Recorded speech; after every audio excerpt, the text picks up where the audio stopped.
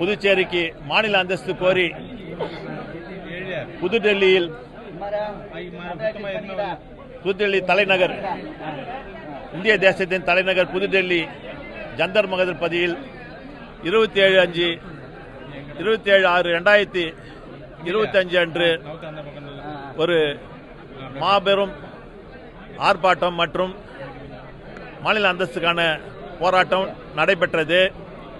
அந்த போராட்டத்தில் புதுச்சேரி மற்றும் காரைக்காலை சேர்ந்த பொதுநல அமைப்பினர்களும் பல அரசியல் கட்சி தலைவர்களும் பொறுப்பாளர்களும் கலந்து கொண்டார்கள்.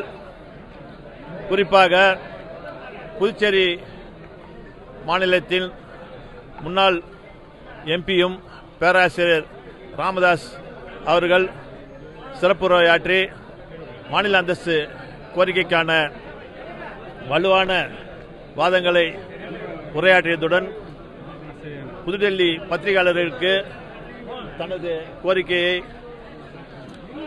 வெளிப்படுத்தினார். அதே நேரத்தில் நமது மாநில அந்தஸ்தான கோரிக்கை டெல்லி தலைநகர போலீசாரை ஒரு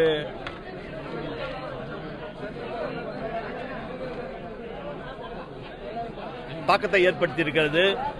அந்த தாக்கத்தின் வாயிலாக நமது பொறுப்பாளர்கள் பொதுநல அமைப்பினர்கள் புதுடெல்லியை சென்று அடைந்தவுடன் 2 மணி அளவில் அவர்களை சூழ்ந்து கொண்டு அவர்களது பாதுகாப்பு வலயத்தில் கொண்டு வந்திருக்கிறார்கள். கண்காணிப்பு வலயத்தை கொண்டு வந்து நாங்கள் தங்கியிருக்கும் இடத்திற்கு அழைத்து வந்து சென்று விட்டுவிட்டு மீண்டும் காலை 9 மணி அளவில் அவர்கள் எங்கள் இடத்திற்கு வந்து மீண்டும் அவர்களது பஸ்ஸிலேயே அழைத்து 3 பஸ்களை அமைத்து போராட்டம் நடக்கும் களத்திற்கு அழைத்து சென்றார்கள். அங்கு திரளான போலீசார் மற்றும் சிஆர்பி உளவுத்துறையினரை அமைத்து எங்களது போராட்டத்தை கண்காணித்து இதுவே எங்களுக்கு கிடைத்த வெற்றியாக கருது. ஏன்னு கேட்டால் அந்த புதுடெல்லியில் அவ்வளோ போலீஸை போட்டு எங்களோட போராட்ட குழுவினரை கண்காணித்தவுடன் எங்கள் போராட்டத்தை கண்காணித்தார்கள். பேட்டி அதாவது பல ஊடகத்தினரும் வந்து பத்திரிகையாளர் வந்து பேட்டி கண்டார்கள். இந்த மாநில அந்தஸ்துக்கான கோரிக்கைக்கு ஒரு வலு சேர்க்கும் விதமாக இருந்தது. இந்த போராட்டத்தில் கலந்து கொண்ட அனைத்து எங்களது தோழர்களுக்கு எனது மனமார்ந்த நன்றியை தெரிவித்துக் கொள்கிறேன். அதே நேரத்தில் காரைக்காலிலிருந்து திரளான போராட்ட குழுவினர் இங்கே வந்து அந்த போராட்டத்தில் கலந்து கொண்டதுக்கு அவர்களுக்கு எனது நன்றியை தெரிவிக்கிறேன். அதே நேரத்தில் இந்த புதுச்சேரியில் எங்களது போராட்டத்தை நீர்த்து போகும் விதமாக இந்த ஒரு சம்பவம் நடந்தது. அதே நேரத்தில் நாங்கள் அந்த புதுடெல்லியில் இருக்கிற நேரத்தில் இவர்கள் ஒரு அரசியல் நாடகத்தை உருவாக்கி எங்களது போராட்டத்தின் பத்திரிகை ஊடக செய்திகளை நீர்த்து போகும் விதமாக நடந்து கொண்டார்கள் என்பது எங்களுக்கு கண்கூடாக தெரிந்தது. அப்படி இருந்தும் பொதுமக்கள் எங்களது ஊடகத்தின் மூலமாகவும் தங்களது ஊடகத்தின் மூலமாகவும் அந்த வலைதளத்தின் மூலமாக லட்சக்கணக்கானோர் இதை பார்த்து எங்களை ஆதரித்து எங்களை பாராட்டியிருக்கிறார்கள். இது இந்த மாநிலத்துக்கு கிடைத்த வெற்றியாக கருதுகிறோம்.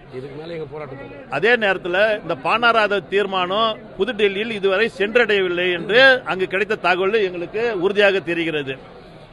இந்த 16 முறையும் வந்து தீர்மானம் நிறைவேற்றி அனுப்பிடுறதா சொல்றாங்களே தவிர கடைசியாக இந்த தீர்மானம் டெல்லிக்கு செல்லவில்லை. அதை வந்து இந்த மாநில அரசு கவனத்தில் கொள்ள வேண்டும். இதுக்கு மேலேயாவது இவர்கள் நாடகத்தை நிறுத்தி கொண்டு புதுடெல்லிக்கு சென்று இந்த மாநில அந்தஸ்து கோரிக்கைக்கு வலியுறுத்துமாறு மாண்பு முதல்வர்களையும் இந்த இங்கே இருக்க அரசியல் கட்சி தலைவர்களையும் ஆட்சியாளர்களையும் மிகவும் தாழ்மையை கேட்டுக்கொள்கிறேன்.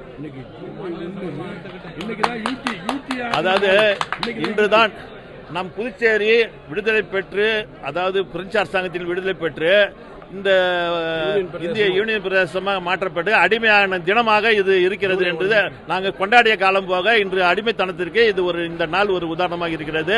அதை நாங்கள் இதே நாளில் வலியுறுத்துகிறோம். நன்றி, வணக்கம். அடுத்த கட்ட போராட்டம் தொடர்ந்து நடக்கும். இந்த மாநில அந்தஸ்து கிடைக்கும் வரை இந்த வருங்காலத்தில் தேர்தல் அறிவிக்க போகிறார்கள். இந்த தேர்தல் அறிவிப்புக்குள்ளாகவே இந்த ஆட்சியாளர்கள் அவர்கள் கூறியபடி, அதாவது அந்த தேர்தல் வாக்குறுதியில் மாநில அரசு பெற்றே தீர்வோம் என்று கோரிக்கை அந்த ஒற்றை வரியில சொல்லியிருந்தார்கள்.